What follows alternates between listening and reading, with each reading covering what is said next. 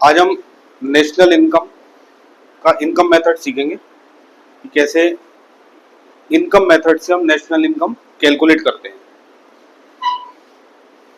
पिछली क्लास में हमने वैल्यू एडेड मेथड सीखा था, पूरा डिटेल्ड उसका थ्योरी पढ़ा था, फॉर्मूले सीखे थे, स्टेप्स देखे थे, precautions.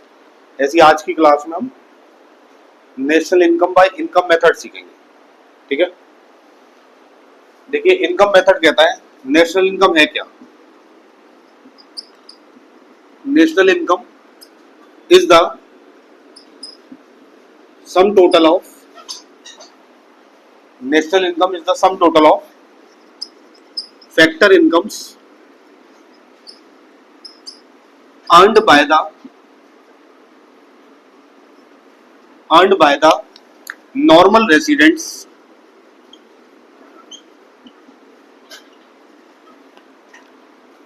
in the form of rent, wages,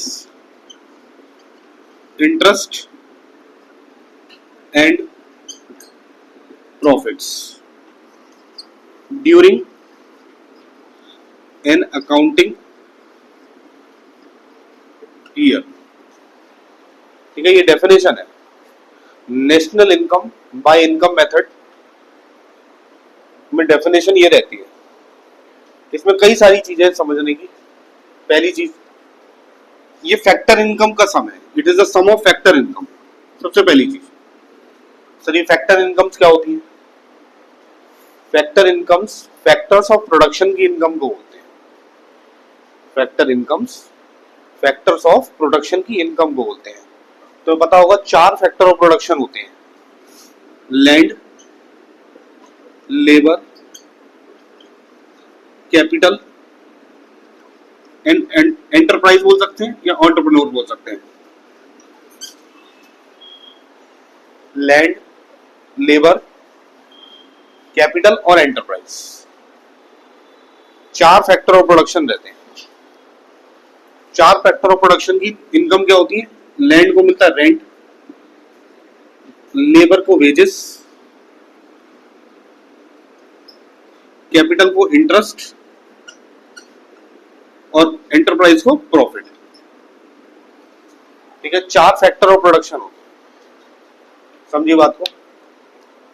तो national income by income method अगर हम देखें तो उसमें सबसे पहले इंपॉर्टेंट बात आती है कि ये सम टोटल है फैक्टर इनकम्स का। फैक्टर इनकम मैंने बताया, फैक्टर ऑफ प्रोडक्शन 4 होते हैं, लैंड, लेबर, कैपिटल और एंटरप्रेन्योर या एंटरप्राइज, कुछ भी कह सकते हैं। Earned by the normal resident. Second important बात है कि नॉर्मल रेसिडेंट्स जो इंडिया में रह रहे हैं और उनका centre of economic interest India में है, जो इंडिया में रह रहे हैं और उनका centre of economic interest India में, उनकी फैक्टर इनकम लेनी है हमने। दूसरी इंपॉर्टेंट बात है in the form of rent, wages, interest and profits. ये मैंने आपको बताई दिया, 4 फॉर्म है, rent, wages, interest and profits during an accounting year. एक साल में, अकाउंटिंग ईयर में लिया जाता है। जितनी भी नेशनल इनकम की कैलकुलेशन है वो 1 साल की होती है। समझ में आ रही है सबको? नेशनल इनकम की कैलकुलेशन 1 साल की रहती है, तभी इसी को फ्लो कंसेप्ट भी कहते हैं। National income is a flow concept, क्योंकि during the period of 1 year count होता है। ठीक है, इसे नोट डाउन कर लें, आपको और डिटेल में समझाता हूं कि इस मेथड में इनकम में क्या क्या कैसे कैसे इंक्लूड किया गया है, क्या क्या कंपोनेंट्स हैं, सारे डिटेल में समझाता हूं। देखिए, अगर मैं बात करूं इनकम की, इनकम 2 टाइप की होती है।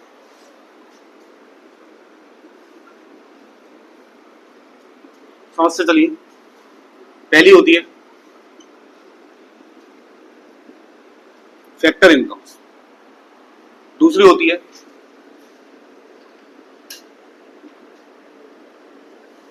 Transfer incomes. फैक्टर इनकम और ट्रांसफर इनकम। फैक्टर इनकम अभी पढ़ते हैं, पहले ट्रांसफर इनकम पढ़ लेते हैं। ट्रांसफर इनकम ऐसी इनकम होती है जो हमें बिना सर्विस दिए रिसीव हो रही है, जैसे old age pension, scholarship, gift. इसके बदले में हम कुछ देते नहीं है किसी को, हमें से मिलता ही मिलता है, इसलिए इनको ट्रांसफर इनकम कहा जाता है। समझ? Against which no services has been rendered, जिसके अगेंस्ट में हमने किसी को कोई सर्विस नहीं दी, बस हमें इनकम मिली है। For example old age pension,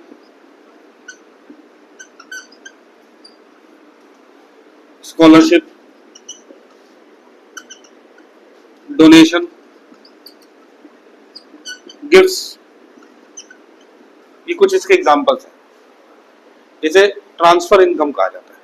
clear है?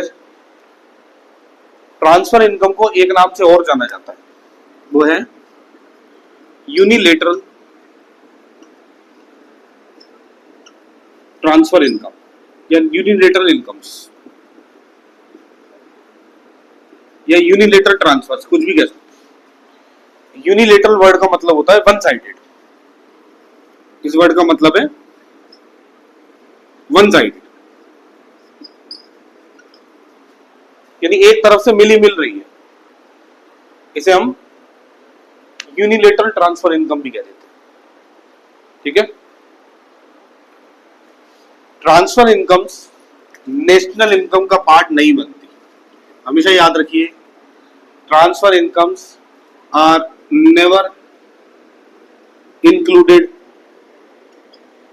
इन एस्टिमेटिंग नेशनल इनकम।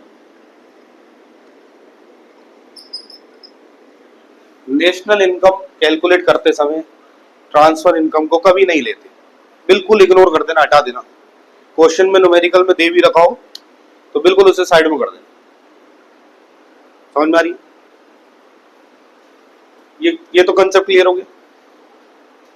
अब आते हैं फैक्टर इनकम। फैक्टर इनकम्स है जिसके अगेंस्ट में हमने सर्विसेज दी है, सर्विस दे के हमें पैसा मिला है। समझे? तो क्या लिखेंगे? Against which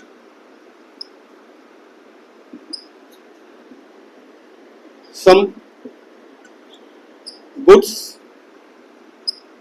has been delivered or services are rendered, जिसके अगेंस्ट में हमने कोई ना कोई किसी को गुड्स दिए या सर्विसेज, तभी हमें ये इनकम मिली है। समझ गए? फैक्टर इनकम दो टाइप की होती है। फैक्टर इनकम फिर से दो टाइप की होती है। पहला होता है डोमेस्टिक फैक्टर इनकम,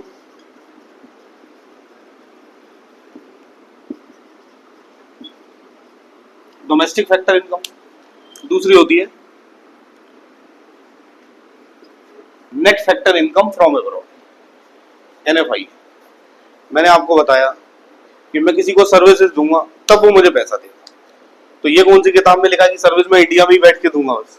अरे हो सकता है इंडिया से बाहर भी दे रहा हूँ सर्विस।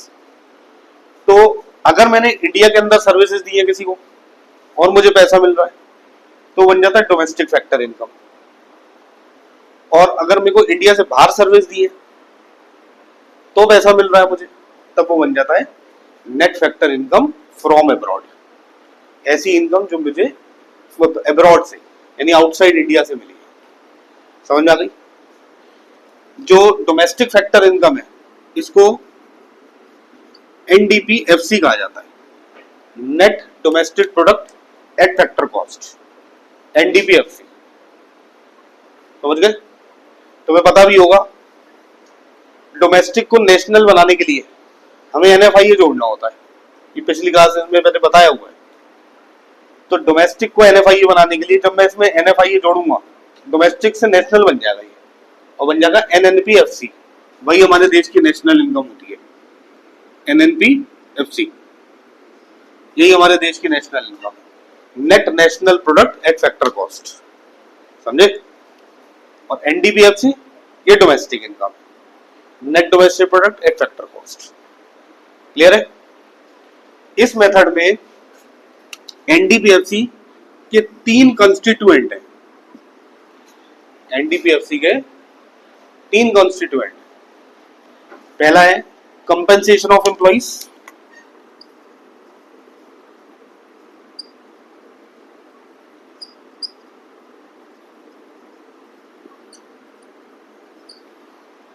कंपेंसेशन ऑफ एम्प्लॉइज, दूसरा ऑपरेटिंग सरप्लस, और तीसरा mixed income of self employeds, mixed income of self employeds. इन सबको डिटेल में समझेंगे हम। तो अगर मुझे एनडीपीएफसी कैलकुलेट करना है इस मेथड से, तो मुझे ये 3 चीजों को ऐड करना पड़ेगा, compensation of employees, operating surplus और मिक्स्ड इनकम। जैसे ये तीनों ऐड होंगे एनडीपीएफसी बन जाएगा। उस एनडीपीएफसी में नेशनल ये एनएफआई ऐड होगा तो वो नेशनल इनकम बन जाएगा। सिंपल सा फंडा है। अब हमें ये डिटेल में पढ़ना है कि इनके अंदर क्या क्या आता है, समझे। आप लोग इतना नोट करें पहले। देखिए कंपेंसेशन ऑफ एम्प्लॉय का मतलब होता है जितना भी एम्प्लॉयर एम्प्लॉय को पेमेंट कर रहा है, क्या एम्प्लॉयर, एम्प्लॉयर कौन, मालिक, एम्प्लॉयर बोल लो या फिर कंपनी बोल लो जिसमें कोई व्यक्ति जॉब करता है, एम्प्लॉयर या फिर कंपनी। जब किसी एम्प्लॉय को पेमेंट करते हैं तब उसे कंपेंसेशन ऑफ एम्प्लॉय कहा जाता है, ठीक है। Salary, wages, medical benefits, perquisites, allowances, कई सारी चीजें मिलती हैं, तो वो employer compensation of employ part माना जाता है। जैसे इसके अंदर मेनली 3 चीजें आती हैं, wages and salaries in cash, दूसरा wages and salaries in kind. In cash का मतलब नगद, कंपनी आपको कैश पेमेंट कर रही है। कैश का यह मतलब है बैंक से भी है, ठीक है ना। काइंड का मतलब होता है कुछ बेनिफिट्स के फॉर्म में, बेनिफिट्स के फॉर्म में, जैसे कोई परक्यूसिट्स हो सकती है। परक्यूसिट्स का मतलब होता है बेनिफिट्स, जैसे कंपनी ने लैपटॉप दे दिया, कंपनी ने गाड़ी दे दी, कंपनी ने टूर का पैसा दे दिया, तो ये सब बेनिफिट्स के फॉर्म में होता है, समझे। तो wages and salary in cash, wages and salary in kinds, और तीसरा होता है employers contribution towards social security schemes. Employer contribution towards social security scheme, ये क्या होता है समझो। जो भी कोई जॉब करता है, तुमने सुना होगा उसकी सैलरी में से कुछ अमाउंट डिडक्ट होता है, सुना है कभी। जो भी कोई जॉब करता है उसकी सैलरी में से कुछ ना कुछ अमाउंट डिडक्ट होता है, वो होता है प्रोविडेंट फंड का। किसका अमाउंट, प्रोविडेंट फंड, पीएफ। सुना है कभी पीएफ फंड होता है, सुना है। देखो पीएफ फंड कैसा होता है समझाता हूं। जैसे एक फंड है प्रोविडेंट फंड, एम्प्लॉय होता है, एम्प्लॉय की सैलरी में से कुछ पैसे काट के उसके फंड में डाल दिए जाते हैं, वो उसकी सेविंग्स है। जब वो रिटायर होगा तब उसको ये सारा पैसा विद इंटरेस्ट पे हो जाएगा, तो ये तो उसके लिए अच्छी बात है। मैं ये नहीं कह रहा कंपनी उस पर कोई जुल्म जा रही है कि पैसे काट रही है उसके, ऐसा नहीं है। उसकी सैलरी से कुछ पैसे इसलिए काटे जाने हैं जिससे कि आगे जाके वो एक बिग अमाउंट बन जाए और जब वो रिटायर हो तो उसको रिटायरमेंट पर वो पैसा मिल जाए। ऐसा भी नहीं है रिटायरमेंट पर ही लेना है, अगर कोई इमरजेंसी है, पैसों की जरूरत है तो आप बीच में भी विड्रॉ कर सकते हैं। ऐसा कहीं नहीं लिखा कि रिटायरमेंट पर ही मिलेगा, समझ गए? तो एम्प्लॉय की सैलरी से कुछ पैसे काट के प्रोविडेंट फंड के अकाउंट में डाल दिए जाते हैं, उसी का अकाउंट है वो। लेकिन कमाल की बात यह है,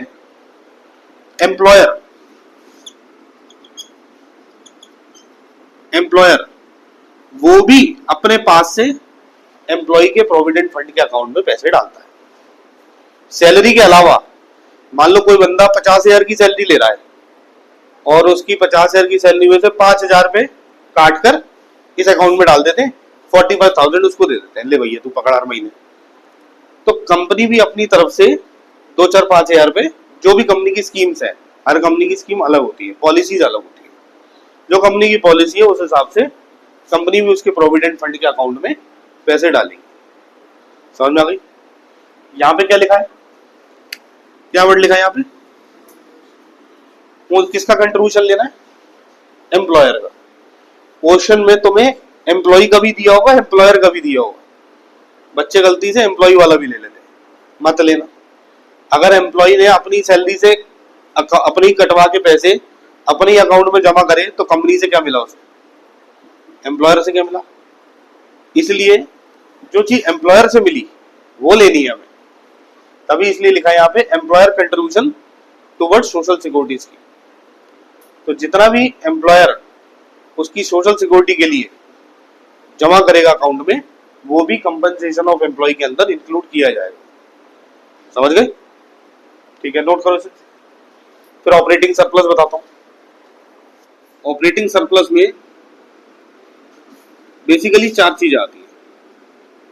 पहला रेंट, दूसरा इंटरेस्ट,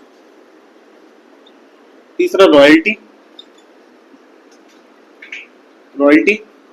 और चौथा प्रॉफिट। रेंट, इंटरेस्ट, रॉयल्टी और प्रॉफिट, 4 चीजें आती है बेसिकली इसमें। ठीक है, रेंट पता ही है, किराए की इनकम को बोलते हैं रेंट। इंटरेस्ट कैपिटल पर, रॉयल्टी ये नया शब्द होगा आप लोगों के लिए, रॉयल्टी अभी बताता हूं। प्रॉफिट कमाता है बिजनेसमैन। जब भी कोई कंपनी या कोई बिजनेसमैन प्रॉफिट कमाता है तो वो उस प्रॉफिट के 3 हिस्से करता है। सबसे पहला हिस्सा वो गवर्नमेंट को टैक्स दे देता है, जिसको हम बोलते हैं कॉर्पोरेट टैक्स। दूसरा हिस्सा कॉर्पोरेट सेविंग्स, वो कुछ पैसा अपने फ्यूचर के लिए सेव करके रखती है, कॉर्पोरेट सेविंग्स बोली जाती है, जिसे हम अनडिस्ट्रीब्यूटेड प्रॉफिट्स भी कहते हैं। अनडिस्ट्रीब्यूटेड प्रॉफिट्स या हम रिटेन्ड अर्निंग्स भी कह सकते हैं, ये अलग अलग नाम है। या फिर सेविंग्स ऑफ प्राइवेट सेक्टर, ये भी कह सकते हैं। अलग अलग नाम दिए गए, समझे? जितना भी कंपनी प्रॉफिट कमाती है उसके 3 हिस्से हो जाते हैं। पहला हिस्सा टैक्स जाता है, दूसरा हिस्सा कंपनी अपने रिजर्व्स बनाती है, सेव करती है पैसा फ्यूचर के लिए, फिर जो पैसा बचता है तो कंपनी वो अपने शेयर होल्डर में डिविडेंड्स के रूप में बांट देती है। तो इस तरीके से प्रॉफिट के 3 पार्ट हो जाते हैं। बचा इस सब में रॉयल्टी। रॉयल्टी एक स्पेशल पेमेंट होता है, स्पेशल पेमेंट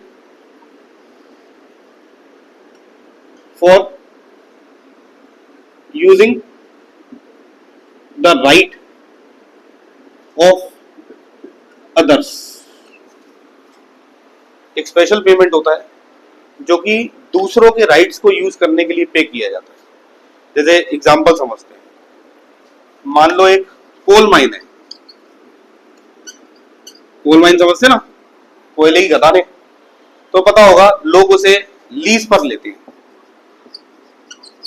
लीज पर लेते हैं उसमें से एक्सट्रैक्शन करने के लिए। क्या करने के लिए? कोयला एक्सट्रैक्ट करने के लिए।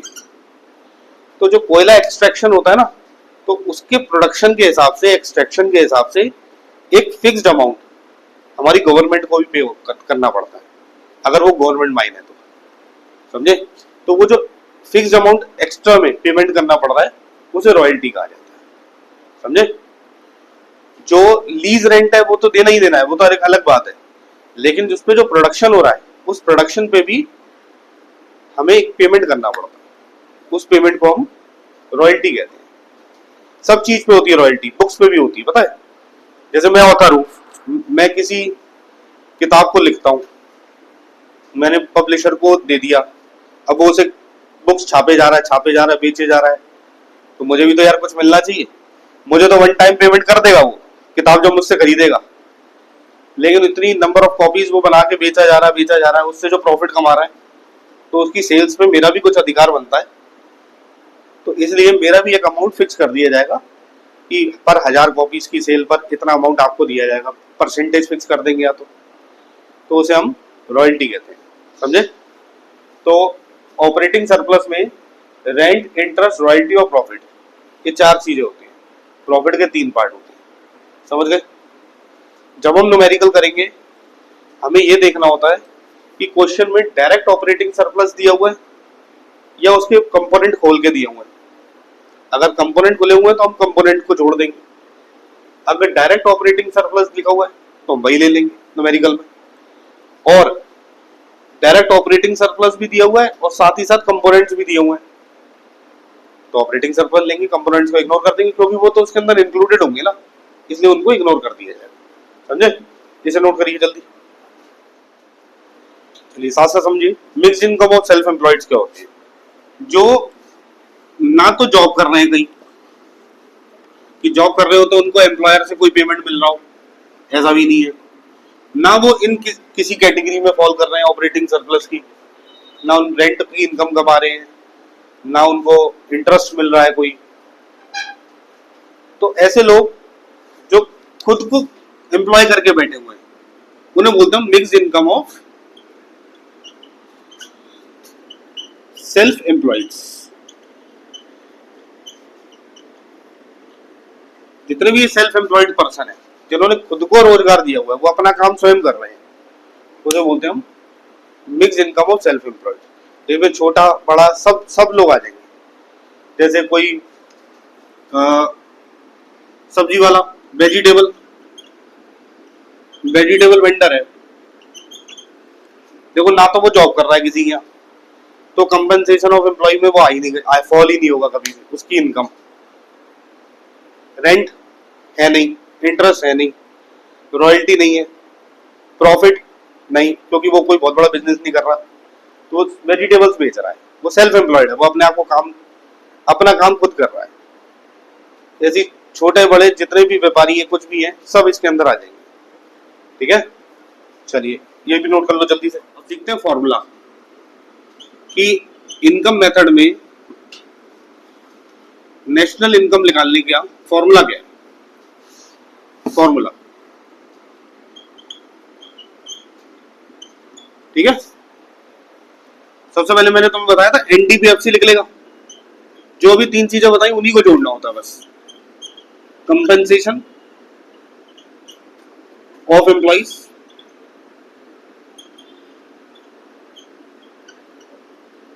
Plus operating surplus plus mixed income of self employed. ये 3 चीजें जैसी जोड़ोगे तो हमारी एनडीपीएफसी आ जाएगा, और एनडीपीएफसी से नेशनल इनकम बनानी है, एनएनपीएफसी बनाना है, तो इसमें एनएफआई जोड़ दो plus NFI, net factor income from abroad, तो ये नेशनल इनकम बन जाएगी। ये हमारी नेशनल इनकम होती है।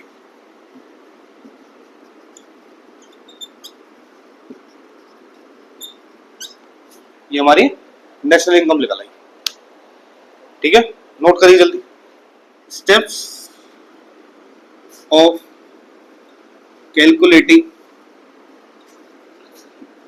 National income by income method. Income method से नेशनल इनकम निकालने के क्या स्टेप्स है?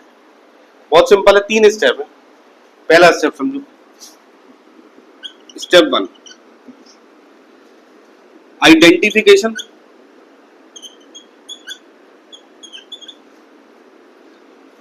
Of income earning sectors. सबसे पहले आइडेंटिफाई करना होता है कि किसी कंट्री में कितने सेक्टर हैं जो इनकम कमा रहे हैं। तो sectors have been identified as sectors has been identified as 3 sector है, प्राइमरी सेक्टर,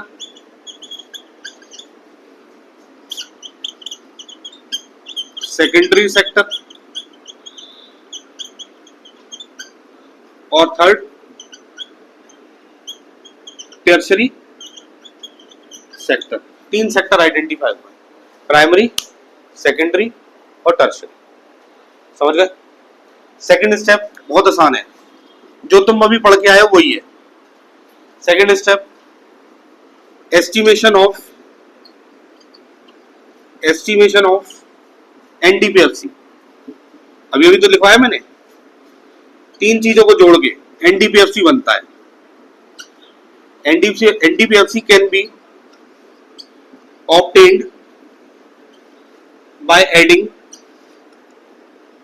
3 चीजें, compensation of employ, operating surplus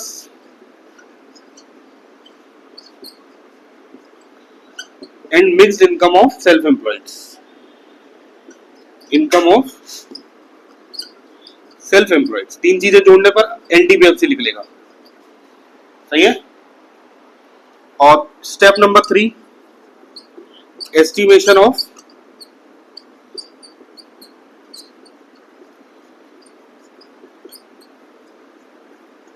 national income. Estimation of national income, ठीक है? नेशनल इनकम कैसे एस्टिमेट होगी?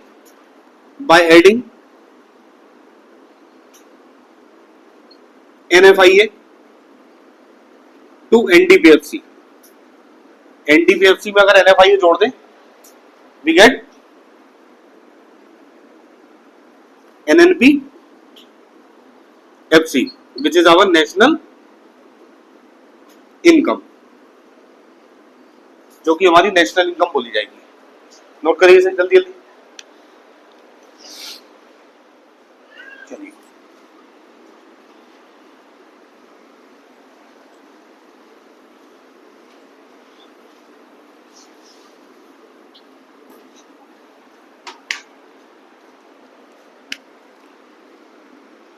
precautions under income method। Precautions under income method. ये precaution मैं आपको value added वाले में भी बता चुका हूं, लगभग सेम सी है। पहला income from sale of final goods, कि अगर हम फाइनल गुड्स बेच रहे हैं उससे इनकम हो रही है तो वो इंक्लूड होगी, नेशनल इनकम में इंक्लूड की जाएगी। Second, income from sale of second hand goods. अगर हमने सेकंड हैंड गुड्स बेच के कोई इनकम कमाई है, नॉट इंक्लूडेड, क्योंकि जब वो पहली बार इंक्लूड हुआ होगा, सेल हुआ होगा, तभी इंक्लूड हो गई होगी। लेकिन अगर कोई ब्रोकरेज या कमीशन अर्न करी है from sale of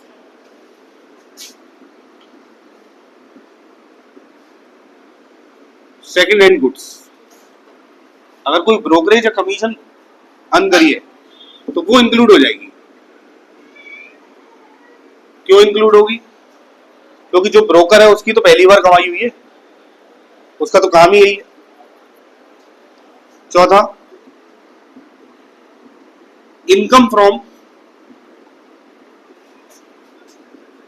illegal sources not included. Illegal sources से होने वाली इनकम इंक्लूड नहीं होती। पांचवा, विंडफॉल इनकम्स। तुम समझते हैं विंडफॉल इनकम्स क्या होती है? जैसे लॉटरी से कमाया हुआ पैसा, लॉटरी लग गई, नॉट इंक्लूडेड क्योंकि ट्रांसफर इनकम है।